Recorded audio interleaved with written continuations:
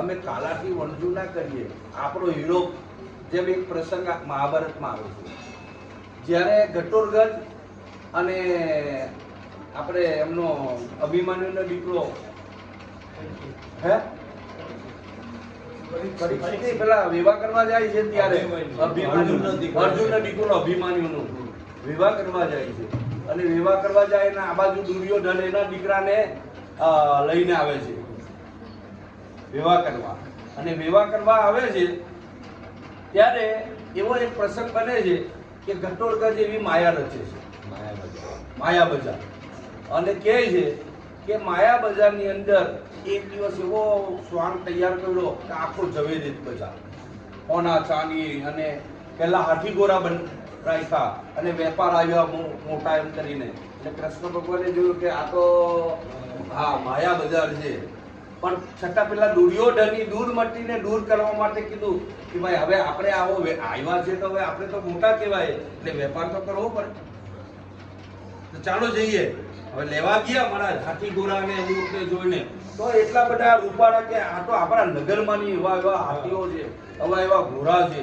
અને જોયું પણ કે અમે પેલા કીધું કે અમે આમ વેપાર કરતા નથી, તમારે મૂડી આપવી પડે. હવે મૂડી તો છે જ, કરવું તો કે વેવાઈ પાસે લઈએ. એટલે કે બલરામ મહારાજને કીધું કે આપો તમે. એમણે આપી ભાઈ તમારી કે તમારે લેવું છે ને એ તો અમારું જાય, વેવાઈ આટલા મોટા છે ને આ લઈ નહીં શકે તો. એટલે લીધી અને લઈને ખરીદ્યા. અને પછી કે પહેલા તો લેવા જાય છે એટલે કે અમે તમને પહોંચાડી દઉં કે આ વાયદો અમારે નહીં ચાલે, રોકડું લેવો ને રોકડું આપવું, તમારે લેવું ને આપવું અમારો વ્યવહાર છે.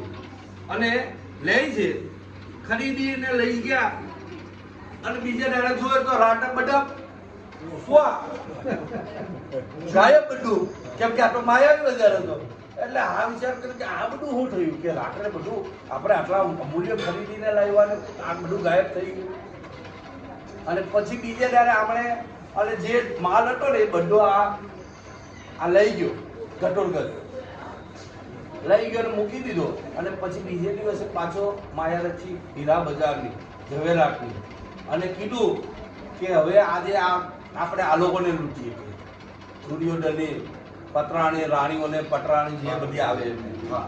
એટલે બરાબર સોના ઝવેરાત હીરા માટે ગોઠવી અને જોઈ જાય તો જબરજસ્ત આવી રચના કરી.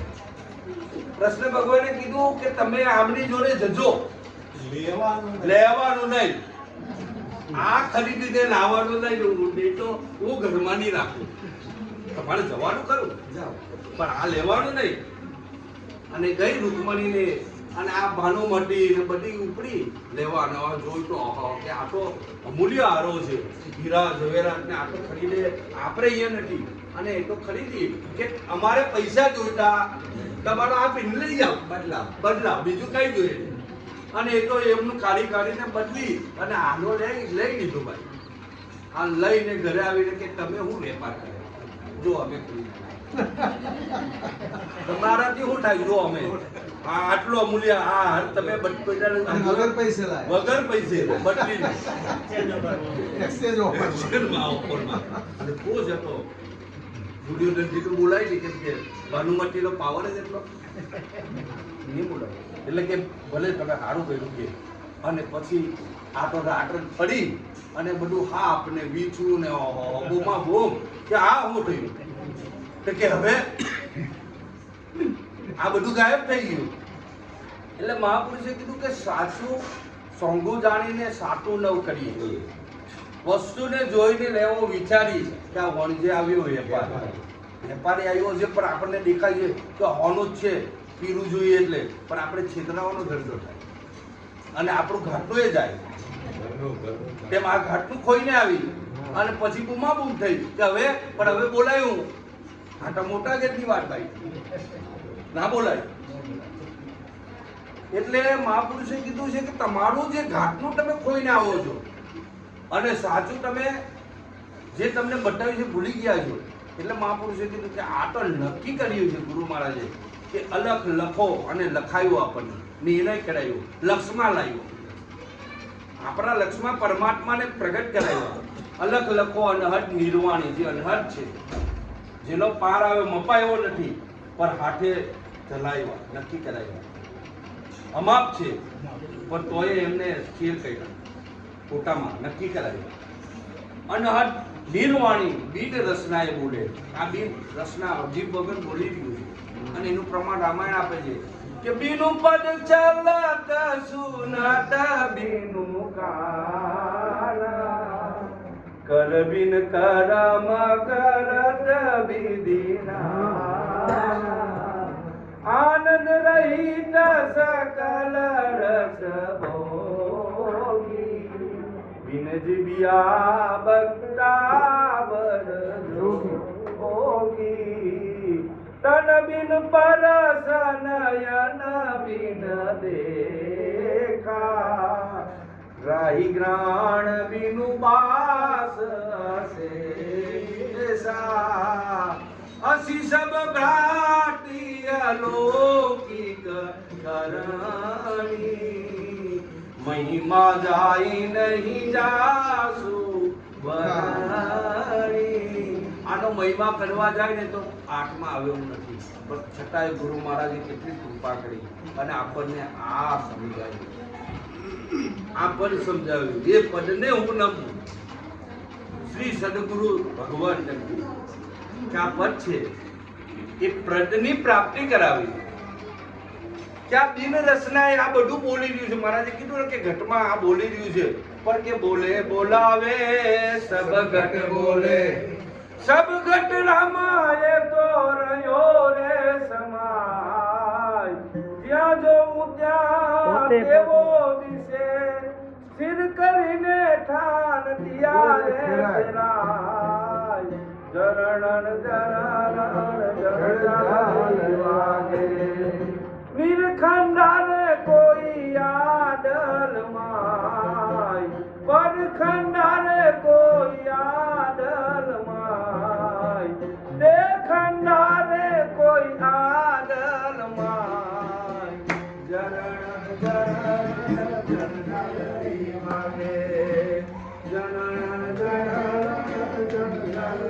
વાગે એટલે આ બોલી રહ્યું છે, પણ કેવું કે સૌનું છે સમજણમાં. આ હવરું છે પણ આપણે અવરો માંડીને પાઠ ભણ્યો છે, જાણી જોઈને એટલે કીધું કે સૌનું છે સમજણમાં સંતો સંત મળીને કોણ. આ હવરું છે પણ આ કે બોલી રહ્યું છે કે આ ગપ્પુ છે, ભૂલતું હોય પણ કે આના માટે એવા કાન જોઈએ. અને આવું રામાયણ કે છે કેમ કે આવી આ અધ્યાસ જ ઉમાને પડ્યો એટલે શિવજીએ કીધું કે તમારા રામ આવા કે એક સ્ત્રીના વિયોગમાં રહે, જારોને પૂછે મારી સીતાને જોઈ, પારોને પૂછે મારી સીતાને જોઈ, તો એના અંતર્યામી કેવી રીતે કહેવા કે દેવી એ મારા ઈષ્ટદેવ છે કે હોય જ નહીં. અને એ પરીક્ષા કરવા નીકળી અને પરીક્ષા કરવા ગઈ તો એ કેવું પાર્વતીનું રૂપ લે, સીતાનું રૂપ લઈને અને સીતાનું રૂપ લઈને ગઈ એટલે કીધું ગયા રામ પાસે એટલે કીધું કે અઢારો માતાજી હા ક્યાં છે મારા ઈષ્ટદેવ ક્યાં છે? શરમાયા કે આ તો હોતો થયો. મને એવું હતું કે આ હું જે રામ માનું છું કે આ માનવીના આમાં મનુષ્ય છે, પણ મારી ખરેખર ભ્રાંતિ, મારી ભ્રાંતિ છે. અને કીધું તારી આ જે અભ્યાસ તને પડ્યો છે હવે કે હું નહીં રાખું, કોઈ યાદ નહીં, હવે હું તને અપનાવું નહીં. તને હું કહેતો હતો કે આ રામ જે છે મારા આ ઈષ્ટદેવ છે, પણ તને તો એ મનુષ્ય એક લાગ્યા. અને ત્યારે એમણે આ વસ્તુ કીધું કે મારા રામ તું જે કહે છે એવા નથી. ત્યારે કીધું કે બીનું પદ ચલો તો સુરત બીનું કાન. મારા રામ આવા છે. આ રામ થઈ ગયા નથી, હાલ છે, પણ પેલા તો આ અવધપુરીમાં થઈ ગયા એમ કે છે. અને એટલે આ લોચો પડ્યો છે, આ બધી ઝઘડો અહીંયા પડ્યો છે, કેમ કે થયેલાને માને છે અને સંતો હાલને માને છે. કથાકારો કઈ ગયેલાને માને છે અને આપણે સંતો કઈ રહેલાને માને. આ બોલી રહ્યો છે એ રામ છે, સાચું દેખાય નથી. અને સંતો એની વાત કેમ કે આદો રામ, હા આદિ રામની વાત કરી જો રામની વાત કરીએ તો વાલ્મીકીએ કયા રામની વાત કરી? રામના જન્મ પહેલા એમણે જો લખી આ રામાયણ તો કયા કે એ આદિ રામ છે, આટમ રામ. અને એનું પ્રમાણ પાછું અર્જુન મહારાજે કીધું આટમ રામ માહી રામજી પ્રખ્યાત અને લક્ષ લક્ષ્મણ લખાયા.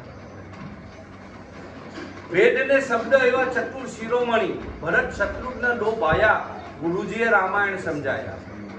રામાયણ સમજાયા, ગુરુજીએ રામાયણ સમજાયા. કે આ આત્મા રૂપી રામની વાત કરી છે, બીજા કોઈ રામની વાત કરી નથી. અને એ છે ને છે આપણે કીધું ને કે જેનું સત્ય સનાતન જે છે કે છે, હાલ બી છે, પહેલા હતો અને રે એને છે ને છે. આ શરીર પહેલા નહીં હતું પણ રામ પરમાત્મા હતા, હાલ છે અને હાલ પરમાત્મા એ છે. અને કદાચ આ શરીરના સમય જતા એનું વિલીનીકરણ થઈ જાય તો એ પરમાત્મા તો રહેવાના. એને સનાતન કીધો છે એટલે એ કીધું કે છે ને છે. અને એ સનાતનને આ જણાવ્યું છે ગુરુ મહારાજે. અને એ કીધું એટલે કે આ સૌરું છે સમજણમાં, પણ સંત મળીને ખોરું. પણ સંતોને જઈને પૂછો કે આ ક્રિયા હું જે કરું છું એ સાચી છે કે ખોટી? એ મન સૂઢન થાય ગુરુ સેવ્યા વિના, અનેક જન્મનું તરે નહીં અજ્ઞાન જો, વિષય વાસના પામરની પલટે નહીં. દ્રઢ થઈને નવ દરે ગુરુજીનું ધ્યાન જો, એ મન સૂઢન થાય ગુરુ સેવ્યા વિના. આ જપે નામ પણ નામીને જાણે નહીં. ધ્યાન લગાન કે રામ રામ રામ રામ પર કોણ રામ કામ કીધું છે કે હું 1 કલાક ધ્યાન કરું છું. કે જપે નામ પણ નામીને જાણે નહીં. અવરો થઈને આરાડે જગ ઈષ્ટ જો, એ મન સૂઢન થાય ગુરુ સેવ્યા વિના. આટે અવળી ગતિ માની છે. ગુરુ મહારાજે અવરું કર્યું છે, પણ આ અવરું કામ કરે છે? તું જાપ તારે યાદ કરવાનું રહી જ નહીં. હવે જપી જા, હવે બસ જપી જા બસ. આ દોડ તું ખોટી ના દે. હા, જરા દોડ કરે છે જો પાછું વળી જેમ ચાલે તો આગળ અટકે મૂળ મંજિલથી જેમ તમે એ મન ભ્રમણલા ક્યાં ભમે.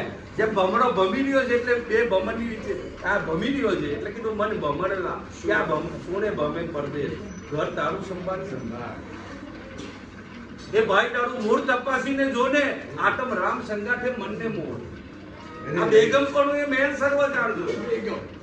મનરૂપી વસ્ત્ર તારું મેલું થયું છે એને બ્રહ્મજનમાં જઈને દોરજો. આ બેગમ પણ એ મન સર્વ જાણતો. એવું સમજીને સંશયને ખોજો. ભાઈ તારું આ મૂળ તપાસીને જોશે. બાપુ સાહેબને આવું બેગમ થયું ને ઓલરેડી એ ધીરા ભગત પાસે આ પોતાનું જ્ઞાન જાણી રહ્યા હતા, પણ છતાંય એમની કેટલી આતુરતા હશે કે આવી રીતે મહાપુરુષો જ્યારે વાડી વિસ્તારમાં નિરાંત મહારાજ જાય છે અને નિરાંત મહારાજની એમણે વાત સાંભળી એટલે એમણે કીધું કે મારામાં હજુ ક્રિયા કર્મ કંઈક આવે છે, કંઈક ખૂટે છે. અને નિરાંત મહારાજ તો છોડાવે છે. હું કરી રહ્યો છું કંઈક, હું ક્રિયામાં પડી રહ્યો છું, ધ્યાન કરું છું, માળા કરું છું, સમરણ કરું છું, આ બધું હું, અને આ તો છોડાવે છે. એટલે નિરાંત મહારાજના આવા સત્સંગમાં ગયા અને નિરાંત મહારાજે જોયું બાપુ 3 દિવસ સુધી હમણાં સત્સંગ આવે. અને પછી જ્યારે એમણે જિજ્ઞાસા કરી બાપુએ ના કીધું નિરાંત મહારાજે કે બાપુ સાહેબ તમને જ્ઞાન નહીં પડે, કે બાપુ હું તમારે શરણે આવ્યો છું કે અમારી પ્રતિજ્ઞાનું પાલન કરવું પડે, વચનમાં તમારે બંધાવવું પડે. જો એક વચનમાં રહ્યો તો આ તમને મળે. અને એમણે સ્વીકારી લીધી શરણ. અને ત્યારે પછી એમણે આ જ્ઞાન આપ્યું, ત્યાં સુધી નહીં. અને ત્યાર પછી કીધું અમે બગડ્યા તમે લઈ લો જાણી. કલેરાના સંગથી જ્વાર જોને બગડી, આ ફૂટીને થઈ છે ઘાણી. ઉગવા આઠમવાનો અભ્યાસ મટી ગઈ કર્મની કહાણી. આવો એમનો અનુભવ થયો ત્યારે એમણે લખ્યું છે. અને ત્યારે કીધું કે ભાઈને શાંતિ પમારે એને સંત કહી. એના દાસના દાસ થઈને રહીએ. વિદ્યાનું મૂળ પૂરું કોને ના ભણાવે એના છેલ્લાટે સિદ્ધ થઈએ. પોતે જાણતો નહીં પરમાત્મા, પોતે ન જાણે હરી લેસ અખો કે અને કાઢી બેઠો આ ગુરુનો વેશ. એને ખબર જ નથી, એ જ દૂર ભટકી રહ્યો છે. અને પોતા એ ગુરુ એટલે કે આના બાપુના કે 5000 શીખ્યો, 10 લાખ શીખ્યો. એવી ચાંગદેવને થયું કે મારે શિષ્યો કેટલા, અને નીકળ્યા ભાઈ.